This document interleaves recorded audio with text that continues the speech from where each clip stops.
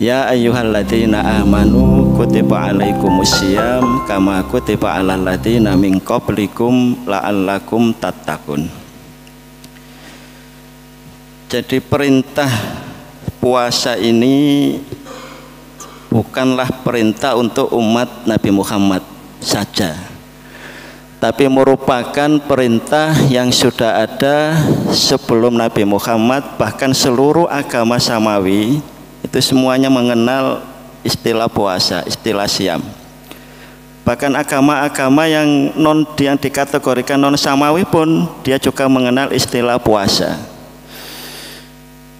Kalau kita baca tafsirnya Sayyid Qutb fi Dalil Quran, itu dia lebih spesifik lagi. Dia lain dengan tafsir-tafsir yang lain. Beliau menghubungkan bahwa perintah puasa ini berkaitan erat dengan perintah jihad, ya. Karena perintah puasa ini jatuh pada bulan Sya'ban, bulan sekarang ini, pada tahun 2 Hijriah. Begitu pula perintah perang Badar itu juga pada tahun 2 Hijriah. Sehingga beliau menafsirkan bahwa salah satu persiapan untuk menegakkan jihad itu adalah dengan cara berpuasa. Ya ayyuhalladzina amanu kutiba alaikumusiyam. Di Al-Baqarah 83, ya ayyuhalladzina amanu.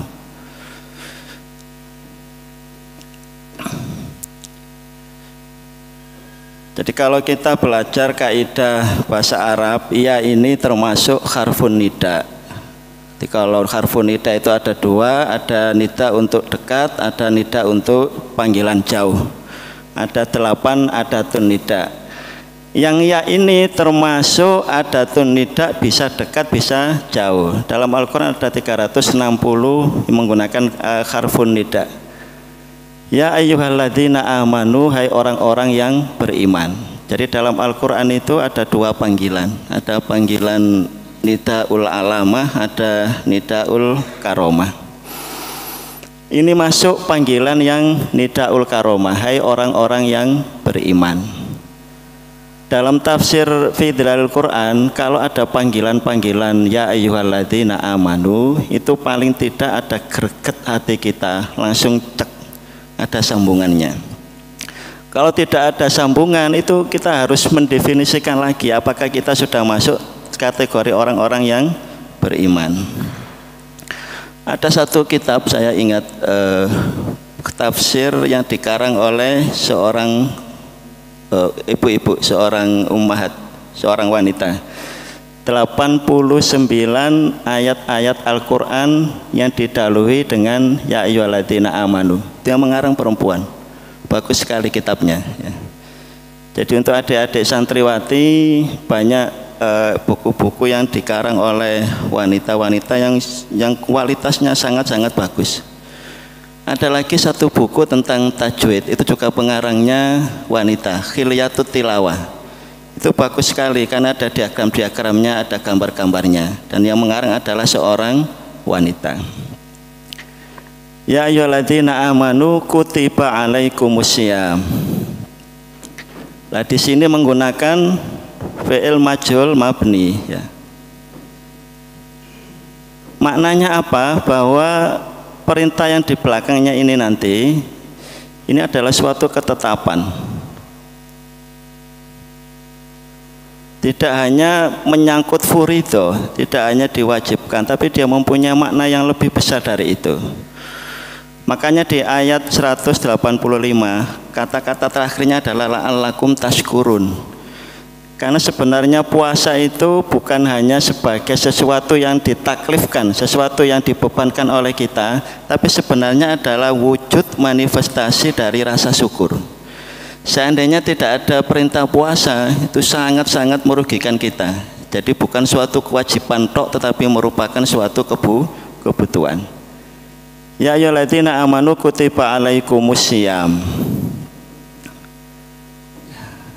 kama kutiba alal ladzina min qablikum. Jadi di sini ada kata-kata qablikum.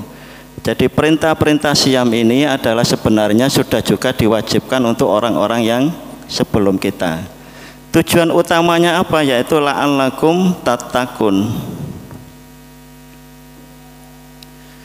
Jadi walaupun nanti kita bahas bahwa puasa mempunyai makna medis yang luar biasa, mempunyai makna psikologis yang luar biasa, tetapi jangan dilupakan tetap perintah puasa ini adalah tujuan utamanya la'allakum tattaqun.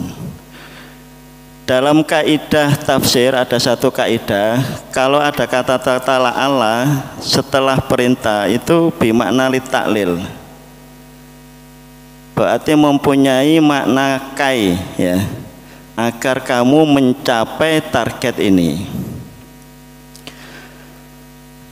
Lah makna takwa itu banyak sekali, ya.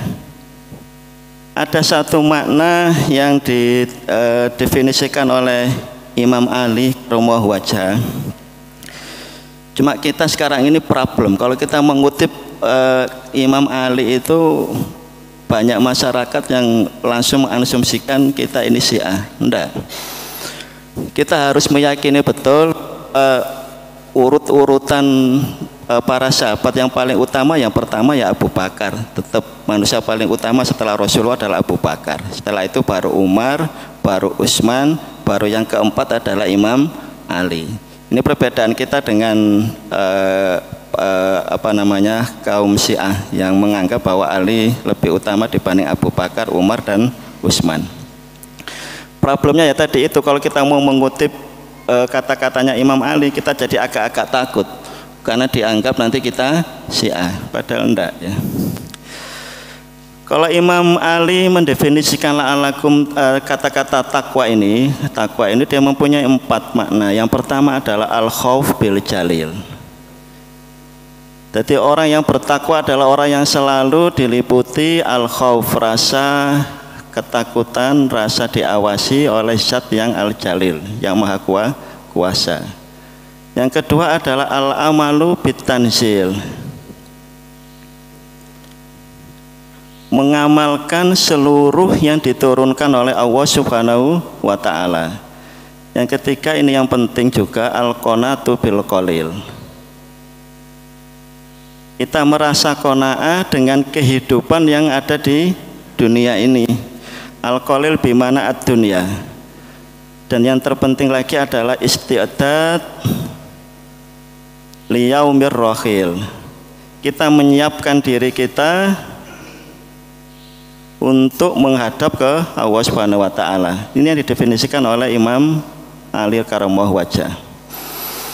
Jadi orang-orang yang bertakwa yang memenuhi ceritanya ini, ya.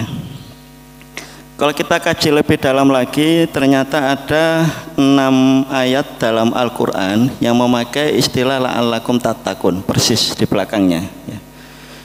Ini penting karena apa? Karena kemanapun kita pergi, modal utama kita ya takwa ini, ya. Kita bisa mencapai kebahagiaan dunia, kita bisa mencapai kebahagiaan akhirat, ya patokannya ya takwa.